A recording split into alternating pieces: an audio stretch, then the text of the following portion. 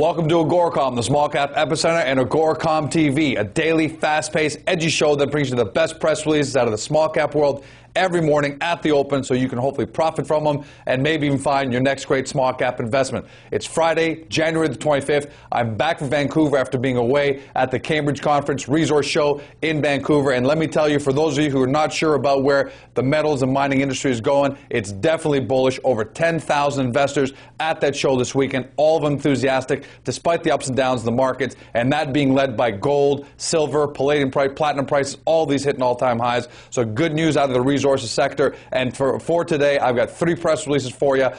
Only from Canada, nothing from the OTC today, typical for a Friday, but we do have some resources news, and let's start you off first with Bellhaven Copper and Gold, trades on the Venture Exchange under the stock symbol BHV. This isn't a AGORACOM client. We do want to disclose that as always, but this news definitely stands on its own. This news came out yesterday. They intersected additional mineralization and extended higher grade zones at their project in Panama. Hole CH0708 intersected 266 meters from surface, 0.41% copper and 0.06 grams per ton of gold. The hole helps to confirm that the stockwork and porphyry style mineralization remains open to the east and at depth and possibly to the north. Belhaven is one of Panama's leading exploration companies, and what I also like about it is many of its senior management and directors are either citizens or residents of Panama. The company closed trading yesterday at 71 cents. Next up, Goose Resources trades on the Venture Exchange under the stock symbol GGR. They announced that they hit 16.88 grams per ton of platinum over 0.5 meters in a 3.5 meter zone at its Lac Levac property. Before I get into those numbers, here's what's interesting when you talk to Jean-Marc Lacoste, who's the president of the company. While up until now we've considered the Lac Levac property primarily as a nickel play, this exceptional result is leading us to take a fresh look at the property in terms of its platinum potential. So let's go to some of the numbers here. Hole 4007 drilled last fall, returned an intersection of 2.64 grams per ton of platinum over 3.5 meters, including 16.8 grams per ton over half a meter. The palladium grades in the main section of the anomaly generally average about 0.8 grams per ton. Results for the eastern extension, however, are showing an average 2.19 grams per ton.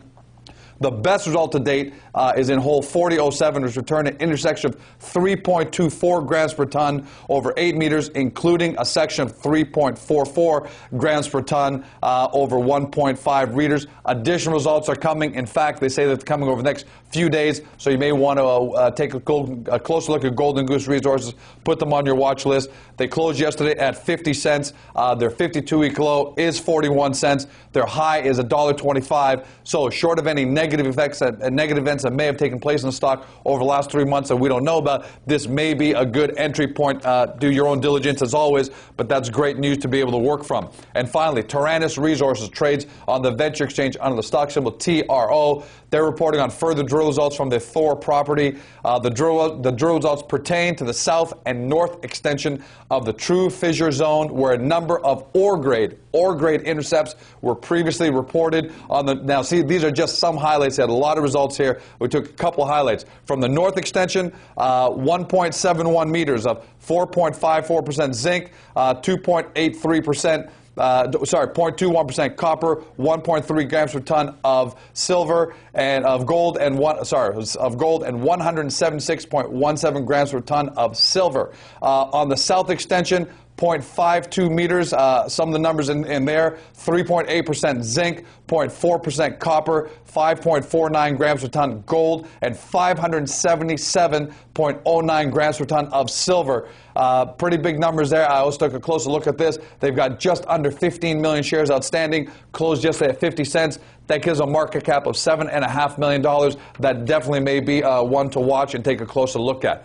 That's a wrap for the day. As always, if you're looking for more great small cap news and companies, don't forget about the AGORACOM marketplace. Over 80 companies now listed by industry and exchange with great quick summaries, so you can find the one that's best suited for your portfolio. Other than that, that's a wrap. Have a fantastic weekend. For our friends in Toronto, we are at the Financial Forum at the Metro Toronto Convention Center. AGORACOM is a diamond sponsor. In fact, we have the AGORACOM Stock Pavilion, where we've got nine of our companies under one roof for you to come by and talk to. Otherwise, see you on Monday. Have a great weekend. Talk to you then.